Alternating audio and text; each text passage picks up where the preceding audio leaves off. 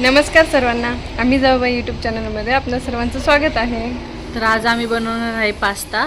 तर video skip न करता शेवटपर्यंत बघत राहा। इथे 2 कांदे चिरून घेतले पास्तासाठी।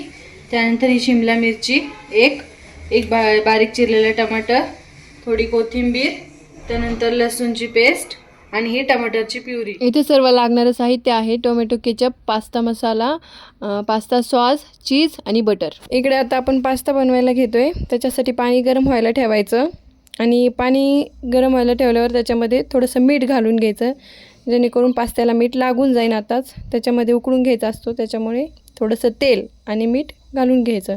आता इकडे आम्ही एक 5-6 जणांच्या हिशोबाने पास्ता बनवतोय, तेवढं मध्ये काढून घेतला आणि पाणी उकळल्यानंतर त्याच्यामध्ये पास्ता टाकतोय। आता पाणी उकळल्यानंतरच त्याच्यामध्ये पास्ता टाकायचा, जेणेकरून त्याचा खूप जास्त असा गाळ नको बनायला, आणि हलवून घ्यायचं। आता आपला पास्ता 80 ते 90% शिजला होता, मग तो आम्ही इकडे गाळून घेतला आणि थंड व्हायला ठेवला।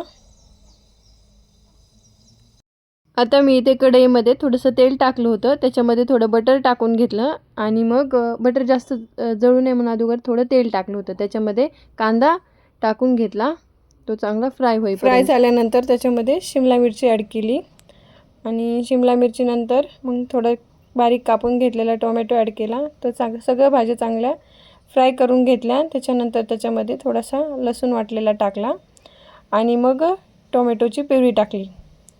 त्याच्यानंतर मग आपण पास्तामध्ये टाकण्यासाठी जे घेतले होते ना मसाले, ते सगळे एका वाटीमध्ये काढून घेतले आणि ते त्याच्यामध्ये ॲड केले आणि थोडीशी कोथिंबीर। हे सर्व हलवून झाल्यानंतर त्याच्यामध्ये आपण पास्ताचा सॉस टाकला, त्याच्यानंतर टोमॅटो केचप टाकलं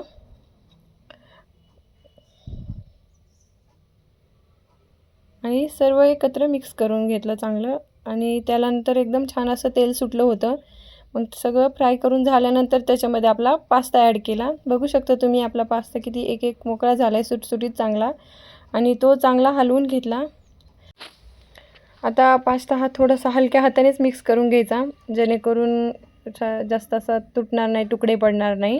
त्याच्यामध्ये हळूहळू हलवून घेतला आणि वरून चवीनुसार थोडंसं मीठ ॲड करून घेतलं। त्याच्यानंतर त्याच्यावरती चीज किसून घेतलं, खूप सारं भरपूर असं चीज किसून घ्यायचं, त्याच्यामुळे एकदम मॅक्रोनी पास्त्याची चव एकदम छान येते।